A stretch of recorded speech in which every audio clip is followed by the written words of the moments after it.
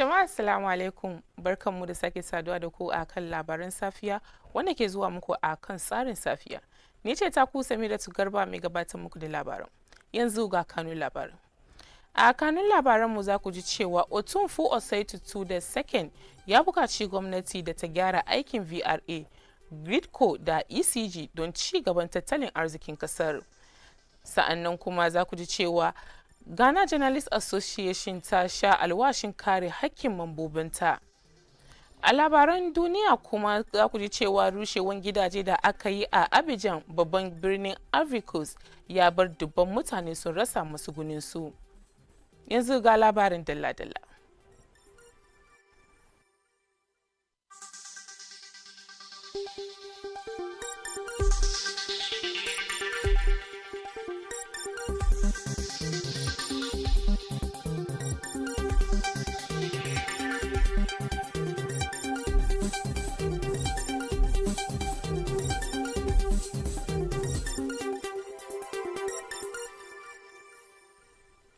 A labarinmu na farko, kwanan nan ne Ghana Baptist Convention ta yi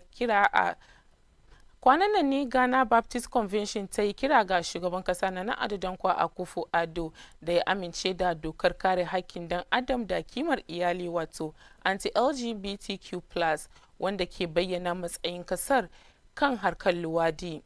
Majalisa ta zartar da kudirin ne a watan Fabrairu shekara ta 2024, amma ya fuskanci cikas, inda shugaban kasa ya bayyana kalubalen shari'a a matsayin dalilinsa na kin sa hannu kan dokar.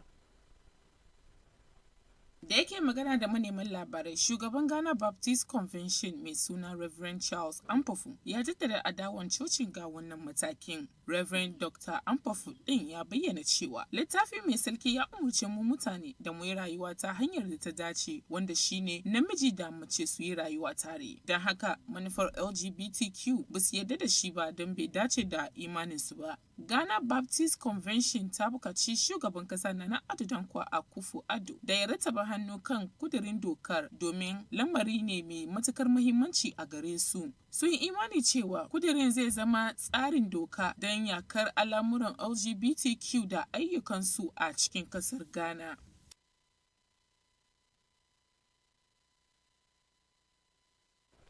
Albert Dufour, shugaban kungiyar 'yan jarida ta Ghana wato Ghana Journalist Association, ya bayyana kudirin kungiyar na dokan kwararren mataki na kare mambobinta daga duk wani hari. Shugaban kungiyar 'yan jarida ta Ghana ya yi wannan kira ne a birnin Accra a wajen kaddamar da bikin cika shekaru 75 na kungiyar 'yan jarida a Ghana, wanda ya faru a ranar Laraba 17 ga watan Afrilu shekara ta 2024.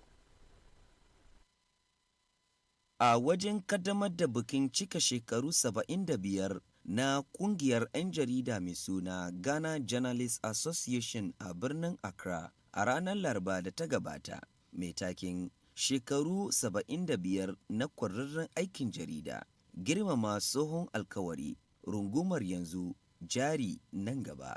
Shugaban Ghana Journalist Association ya jaddada kudirin kungiyar na yin takara da duk wata doka da ta saba wa 'yancin fadin albarkacin baki. Kaucewa ka'idojin doka, ya ce a 'yan kwanakin nan 'yan siyasa sun sha kai wa 'yan jarida da kafafen yada labarai hari yayin da suke bakin aiki.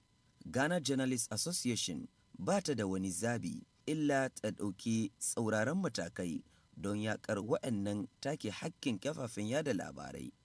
Ya kara da cewa an tilasta wa kungiyar ta sanya sunayen wasu muhimman jigajigan siyasa guda biyu waɗanda membobinsu suka kai hari ga 'yan jarida da suke gudanar da ayyukansu na yau da kullum ba tare da wata tsokana ba. Ya ci gaba da cewa akwai kuma yadda wani sashi na kafafen yada labarai ke tafka ta'azzara akan abubuwa da ba su dace ba, saboda abubuwa da dama da suka hada da rashin nuna godiya ga da'a na kwararru da kuma mallakar kafafen yada labarai. Ya kuma bayyana cewa za a yi amfani da bikin zagayowar ranar ne a matsayin wani dandali wajen magance waɗannan matsaloli da ke damunsu. Ya jaddada cewa GJA ba za ta lamunce duk wani nau'i na rashin tsanin makamar aiki ba, yayin da muhimmin lokaci na zabe ke gabatowa, kuma za su yi ƙoƙarin tabbatar da kyakkyawan tsarin ƙwarewa don ƙare demokradiyyarmu mai kima. Our pioneers faced, including the pain of imprisonment and human rights violation today, the media face persecution from inimical laws that criminalizes freedom of expression as well as assault, which is a deviation from the rule of law. In recent times, journalists and media outlets have been targeted by political hoodlums while on assignment. The GJA has no choice but to take aggressive actions to combat this breach of media rights. We were forced to blacklist two important political figures whose followers attacked journalists who were performing their routine duties without any provocation. Let me point out that the ban on Farouk Mahama, the MP for Yendi, is still in force. There is also a worrying trend of unprofessional practices by a section of the media due to many factors, including lack of appreciation for professional ethics and media ownership. We will use this anniversary celebration to address some of these critical matters. I must emphasize, however, that the GJ will not tolerate any act of unprofessionalism as we approach the vital election time. We shall try our best to maintain better levels of professionalism to protect our enviable democracy. A labarinmu na gaba, shugaban jami'ar Cape Coast mai suna Sam Jona ya yi kira ga 'yan jaridun Ghana da su tabbatar da kare demokradiyyar kasar ta hanyar magance matsaloli da suka shafi tsarin mulkinta. Shirin takin bikin ita cika shekaru 77 shine shekaru 77 na nagarta na aikin jarida, wato 70 years of excellence in journalism, past, present and future.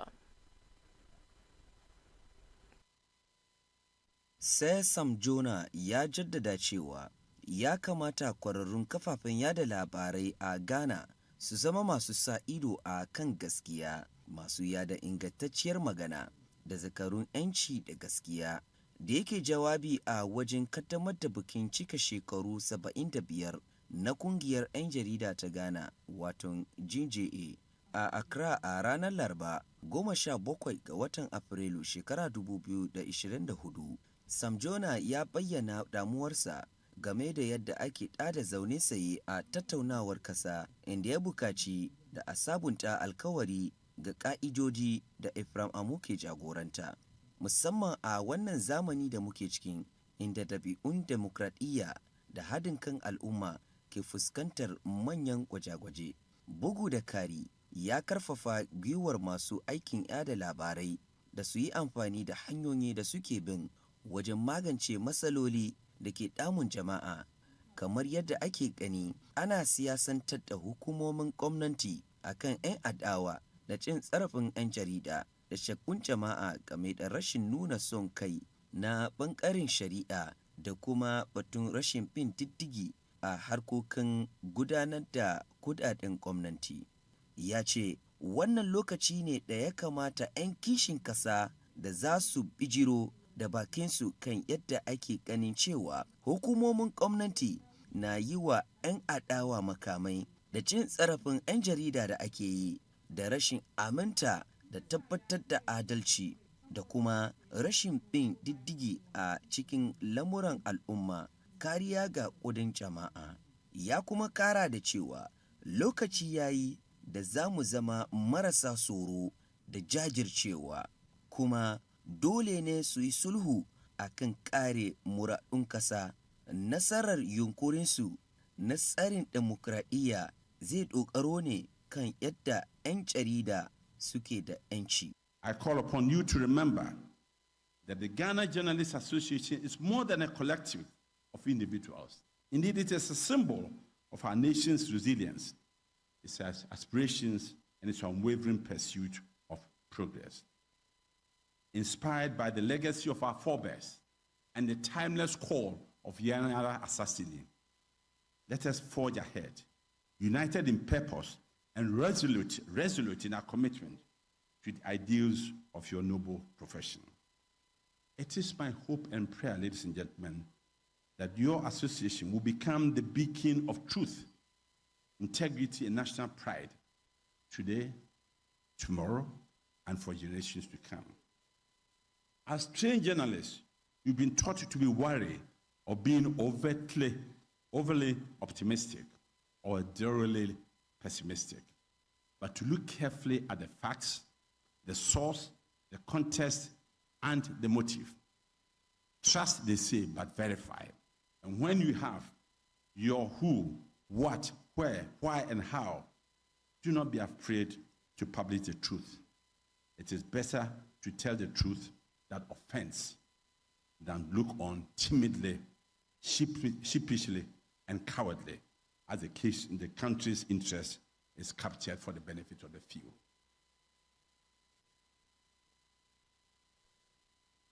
A labarinmu na gaba, Sarkin Kumashi Otunfu Osei Tutu II ya shawarci gwamnatin Akufo-Addo da ta fuskanci gaskiyar tattalin arziki tare da ba da fifiko ga manufofin bunƙasa ci gaban masana'antu da samar da ayyukan yi.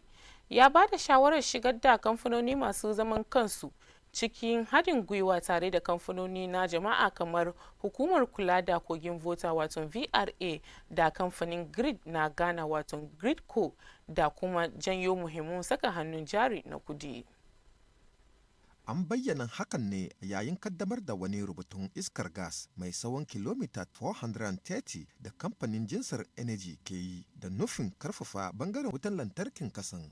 Otunfo Osei Tutu II ya jaddada rashin ingancin kamfanoni na gwamnati ne kawai tare da bayar da shawarar karkatar da su zuwa kamfanoni masu zaman kansu don jawo hankalin jari da kwarewa. Ya ambaci hukumomi musamman kamar VRA, Gridco da kamfanonin lantarki na Ghana ECG a matsayi masu neman karkata zuwa kamfanoni masu zaman kansu. Asantehene ya bayyana kalubale da gwamnati ke fuskanta tare da bayar da shawarar cewa karkatar da waɗannan hukumomin zai rage nauyin tare da kara jawo jari. Ya jaddada muhimmancin fuskantar yanayin tattalin arziki da kuma zayyana rawar da gwamnati da kamfanoni masu zaman kansu ke takawa wajen ciyar da tattalin arzikin ƙasa gaba. Otunfo Osei Tutu II ya ba wa kamfanoni masu zaman kansu bisa yadda suke iya jawo hankalin masu zuba jari tare da bayar da shawarar yin irin wannan nasarar a wasu sassa ta hanyar shigar da kamfanoni masu zaman kansu. But Jonathan, I agree with you that government should be looking at policies instead of being involved in industry and everything. It doesn't work. And it's about time Ghana realizes that it's not going to work for government to be involved in setting up companies and all those things. It doesn't work. Government should be contained with policies, and then private sector should be involved in setting up industries and everything. It works that way, and therefore you can attract more investments to come to the country, and it creates more employment. VRA and others are all government establishment. Let's give it out and divest to private sector, and then we inject money in there. And get the right people to do it. Gridco and others are all for private sector. Let's give them the money, get the qualified people, divest government from it, and let them do it. Other than that, electricity company is in a situation where we don't know, but that also must be divested and give it to private sector. Why are we still holding it when we don't have the money? We are not even able to collect all the taxes that we want. We are going to IMF for money and all those things. We are hanging on to industries that we cannot maintain and run.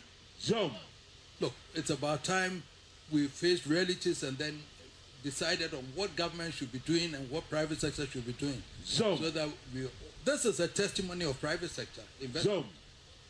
And they were able to attract Mr. Oppenheimer. His family has all the money in South Africa. They were able to attract him to come here because he believed in private sector. And they've done it in various countries in Africa. So that is how we have to be looking at it, to attract more of these investments into the private sector so we can do it. My son here, when he was, Nanyampo was saying that those small generators and all those given to Bui and all those, go and review the policy and let the government know how to go about it. A labarinmu na gaba, jam'iyyar People's National Convention wato PNC ta yi watsi da rahotanni da ke cewa wasu mambobin kwamitin zartarwar ta na kasa masu wakiltar yankuna 11 cikin 16 sun yi murabus don kafa sabuwar jam'iyya. Ta yi allewadar da sanarwar da ke ikirarin cewa yankuna 11 na goyon bayan sabuwar jam'iyyar a matsayin karya da nufin yaudarar jama'a. A cikin wata sanarwa da ta fitar a ranar 17 ga Afrilu shekara 2024 mai dauke da hannu sakataren sadarwa na kasa Audu Ishak, jam'iyyar PNC ta bukaci mambobinta da su jajirce kada abinda ta bayyana a matsayin yaudarar tsohuwar sakatariya Janet Nabila na kungiyarta suka yi. Jam'iyyar PNC ta kuma bayyana kafan jam'iyyar PNP a matsayin haramtacce, inda ta bayyana tushenta na tarihi a matsayin tushen PNP na asali. Jam'iyyar ta sha alwashin bin dukkan hanyoyi da doka ta domin amfani da hana amfani da sunan PNP. Jam'iyyar PNC ta yi kira ga masu rike da makamai na jam'iyyar, musamman rashe da mazaban da shugabannin kananan hukumomin, da su saya sa'in daki don kaucewa fitinar rashin jin dadin tsohuwar sakataren jam'iyyar da 'ya'yanta wanda a koda yaushe suke yin karya a cikinsu, yunkurin durkusa da jam'iyyar PNP saboda son kai da son rai. Iyar anan ta bayyana cewa zargin goyon bayan waɗanda kudiri na yankuna 11 daga cikin 16 karya ce karara da nufin yaudarar jama'a wajen ganin cewa sabuwar jam'iyyar siyasa ta cancanci makomarta. Bayan haka kuma yankin shawarar karyar jam'iyyar People National Party ya zama haramu ne tunda jam'iyyar PNC ce daga cikin jam'iyyar PNP. Sanarwar ta ci gaba da cewa PNC za ta yi amfani da duk wata halartarciyar hanya da doka da muke da ita don dakatar da amfaninta. A labaran duniya kuma za ku ji cewa Ivory Coast ta rusa gidaje a yankuna masu karamin karfi saboda abin da suka ce ya shafi lafiyan jama'a da kuma rashin ci gaba a waɗannan yankuna, lamarin da ya bari dubban mutane suka rasa matsugunansu.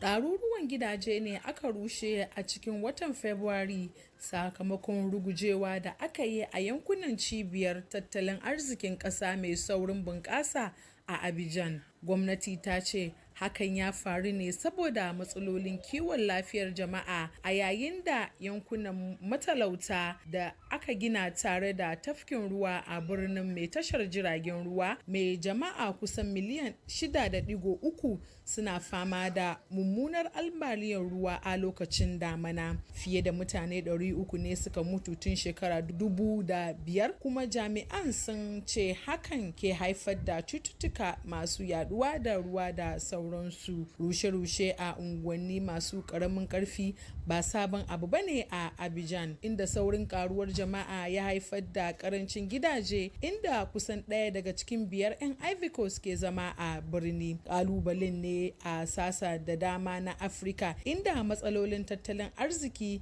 ke tura mutane da yawa zuwa birni don neman ingantaccen damattaki, wanda ke haifar da cikas ga ababen more rayuwa. Sai dai kuma rugujewar nan na baya-bayan nan na Abidjan, musamman a yankunan da ke fama da talauci a gudumomin Gesco da Sabroko, na ɗaya daga cikin mafi girma a cikin shekaru da dama, inda aka yi kiyasan ɗaruruwan dubban mazauna yankin ne abin ya shafa tun bayan fara shi a ƙarshen watan Januwari. Iyalan da aka kora da kuma ƙungiyoyin kare haƙƙin bil'adama sun ce a wannan karo ana yin hakan ne ba tare da sanarwa ba ko kuma biyan diya. Hukumomin yankin sun kare rugujewar, sun kuma ce an fara mayar da iyali da suka bar gidajensu zuwa warware musu tsaro. Wasu kaso 35 na 'yan Ivory Coast matalauta ne. Ƙarancin ruwa wata la'ana ce ta yau da kullum, inda aka tilasta da dama su ɗebo ruwa daga magudanan ruwa don biyan bukatansu na yau da kullum. Ƙasar tana kuma fuskantar wasu ƙalubale kamar hare-haren jihadi da suka bazu zuwa ƙasashen gabar teku a yammacin Afirka,